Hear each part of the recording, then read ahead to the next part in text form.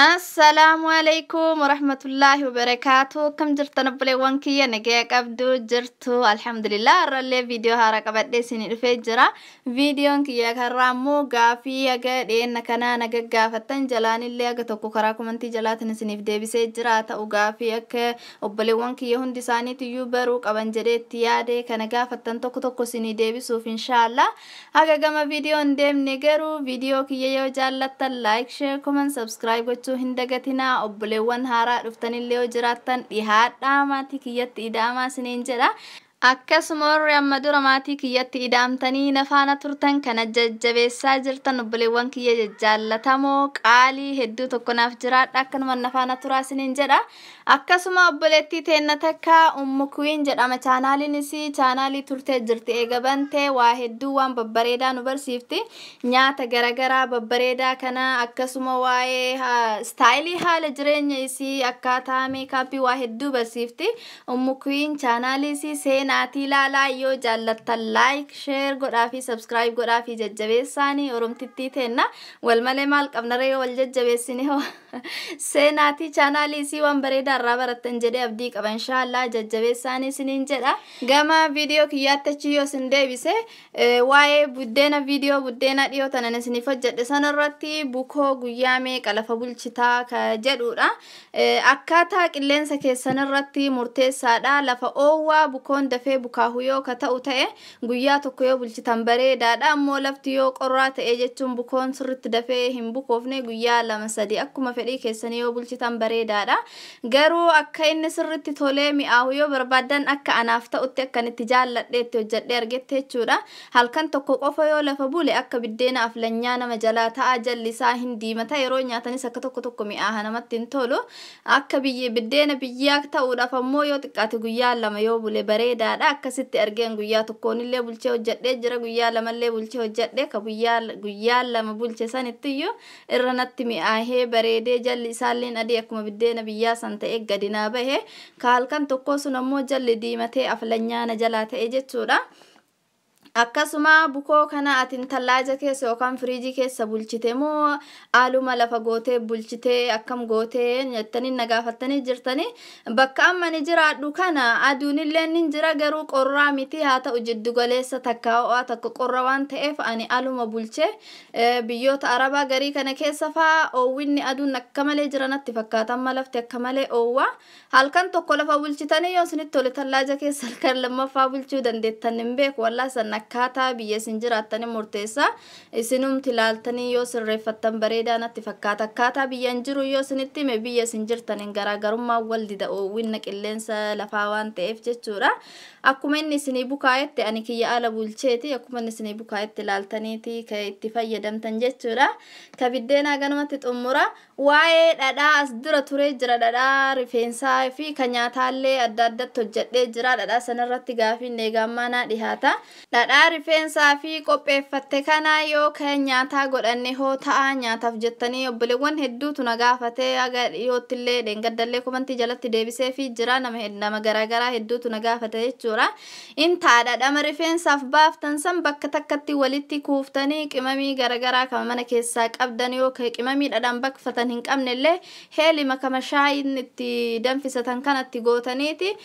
walitti bakka takkatti kuustanii torbaan takka ta'ee akka oowwinna qilleensa keessaniitiin torbaan 2 ta'ee lafa teechiftaniiti yoo inni wal seenee akka dhadhaa biyyaa foolii dhadhaa biyyaa godhate jechuun dhadhaan amma nu baafnu kun aannan biyyaa kun aannan kuraa harraa baafama aannan asii kun ammoo aannan fireesh harraa baafama waan ta'eef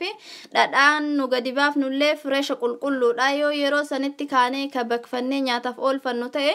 zayitiidhaan wama takka garaagarummaa hin qabu foolii takkallee hin godhatu garuu dhadhaa rifeensaan san baafneeti qimamii garaagaraa wajjin wal keessa maknee yoo walitti maknee kuusnee aga torbaan tokko yookaan torbaan 2 ka teechifnu ta'e foolii dhadhaa biyya keenyaa godhata hin urgaahaa dhufa wal keesseenaa dhufa akka foolii dhadhaa godhata yeroo san kaafnee yoo bakfannee nyaataaf oolchanne wama takka rakkoo hin qabu ani isuma mana keessatti fayyadama wanta dhadhaa biyyaatiif hawwuyyoo amman qabu isuma dhadhaa bakfadheeti nyaataan ta'ee marqaan waanuma ta'een itti fayyadama jechuudha haala saniin dhadhaa sanillee itti fayyadamuu dandeettan warra argattanii nama hedduutu naaf ba'ee jira galatoomi jettanii maashaallah bareeda baga gammaddan baga isiniif ba'e ammas gaafii keekii dhengadda hojjedhe sanarratti jechuudha. Keekii daakuu ati itti dabalte yookaan harcee ani itti dabale san keekiidhaaf adda qophaa'e sanii anu hin qabnu hin argannu maalitti haa fayyadamnu naan jettanii jirtanii. Kama furnoo ka daabboon mana keessatti itti hojjennu duqeetiin kuniyyuu hin ta'a. Kama adii mana keessaa qabdan san isumaaniyyuu kophaa isaatiyyuu yoo fayyadamtan hin ta'ani. Kama keekii sawwaan mana keessaa qabuuf itti ida'e kophaa isaatiyyuu hin hojjenneen lamaan isiyyuu walitti ida'ee jira. Yoo warri viidiyoo ilaalin yoo laaluu barbaadan duuba deebi'aatii ilaalaadha. Kama daakuu furnoo sanillee itti ida'ee jira. Kophaan isaatiyyuun ta'a isuma saniyyuu sirritti killee dhooftanii hoomacheeftanii akkasitti yoo gubbaarran itti idaatan bareedaa ta'ee isiniif baanniyyuu kophaa isaa jechuudha. Akkasitti haala saniin itti fayyadamuu dandeettanii. Ammas nu oovina hin qabnu namni tokko yeroo amma biyyatti faagallee oovina hin qabnu akkamitti hojjechuu dandeenya ka jedhudha. Distii keessatti hojjechuu dandeettan wama takka rakkoo hin qabu. Distii keessan silaa hojjedhee sin agarsiisaa ammaa fi gaafa biyya jirru san distii keessatti hojjetu ture ani kasalmaan dajaadhaan kasala qabsiisnee kasala jalaaf gubbaa goone akkasitti hojjechuu ture. Amma garuu biyya eega biyya kana dhufee kasala biyyatti dhiisee dhufee maandajaa sitti waan hin fayyadamneef kasala illee hin arganne mana keessaa ammaaf qophii hin qabu. Silaa viidiyoo isaa maandaja irratti hojjedhee isin agarsiisa. Garuu yoo kasiniif galu ta'e afaan kenna tokko waan nan jedhu isiniif gala yoo viidiyoodhaan hin arginillee waan ta'eef daakuma mana keessaa qabdan biyyatti illee furnuma duqeetii ka biyyaa saniin hojjechuu ture ani. Kasalmaan dajaa qabsiiftaniiti ibidda hin baay'iftanii xiqqishuu tokko hundee kasalmaan dajaa jalatti gootaniiti meeshaa keekii itti hojjettan san irratti eega keekii keessanii bukoo duqeetii bukoo keekii keessanii sanii meeshaa keessanitti garagalfattanii kaatanii booda meeshaa san fuutanii distii wayii keessa gootan jechuudha. Distii san keessa eega gootan kurree distii sanii deebitanii irra qadaaddaniiti akkasuma kasala qabsiiftanii reefisanii qabate san xiqqishuu tokko guddaa mitootti guddate dafee gubbaan isaa sanarraa bilchaatee keessi dhoqqee sinjalaa waan ta'uufi jalallee ibidda xiqqeeftanii gubbaallee xiqqeeftanii qadaada distii san gubbaarratti qadaada furdaa wayii ka ibidda danda'u irra qadaaddaniiti meeshaa keessan distii san keessa gootan jechuudha. Eegasii suutaa ganni urgaa'ee suutan bilchaatu eeddanii inniyyuu ibiddi yoo ittiin guddatin suutan bilchaataa afuufamaa jalaa ol ka'a jechuudha. Itti deddeebitanii laaltanii haala saniin distii keessatti haala bareedaadhaan hojjetuu dandeettanii. Akka inni bilchaatee akka inni garaa isaa keessa lixii hin taane ammoo akka itti beekuu dandeettaniin muka qaqal'aa isaa fakkeenyaa fi muka akka maal isininaa jedhu muka ka ilkaan keessaa yeroo nyaatan of baasaniin muka qaqal'aa akkasii dhedheeraa isaa yoo argattan yoo san arganne ammoo wanta akka citaa qaqal'aa wayii citaadhaan laaluu turre gaafa biyya jiru sanii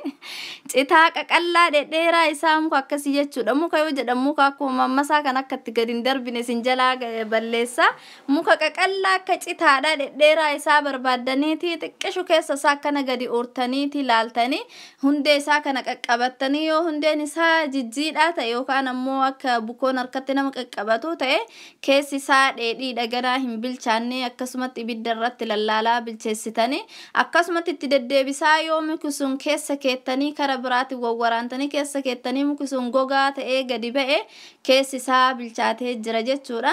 Haala sanii yoo inni bilchaatee beekuu dandeettanii keekii distii keessatti akkasitti hojjechuu dandeettan jechuudha. Inshaallah yoo rabbi jedhee gaaf tokko naa mijatee maandaja argadhee kasala argadhee jedhe isin agarsiisa yoo rabbi jedhee agasumatti iyyuu haala kanaan yoo hojjechuu barbaadan hojjechuu dandeettan inshaallah. Gaafiin keessan nadhaa kana fakkaataa gaafii obboleewwan kiyya kabiraa akkasiniin deebisinillee yoo jiraattan dhiifama. Gaafiin isin na gaafattan keessaa yaadadhee walitti bakka takkatti qabee isiniif deebise kana fakkaata. Akkasuma gaafii biraallee yoo qabattan karaa komentii jalaatiin naaf kaa'aa dubbisee isinii deebisaa. Komentii jalaan gaafii keessan isiniif deebisaa jira. Gaafii obboleewwan kiyya yoo irra deddeebitanii na gaafattan nama hundaafiyyuu barumsa haa ta'u jedhe akkanatti bakka takkatti walitti qabee isinii deebisaa jira malee jalaanillee deebii isinii deebisaa jira. Kana fakkaata inshaallah yoo jaallattan like, share, comment, subscribe gochuu hin dagatina. Hedduu tokko sin jaalladhaa dhiyoo tana like na heddummeessaa jennaan akkasuma like na gochaa jirtanii hedduu tokko na gammachiiftanii galatu. galatooma hedduu tokko sin jaalladha dhugaa rabbi nagaan naaf turaa sinin jedha yaada yoo qabaattan akkasuma karaa komentii jalaatiin naaf barreessadha aga viidiyoo biraatti walitti deebinutti arraaf assalaamu alaykum wa rahmatullahi wa barakaatuh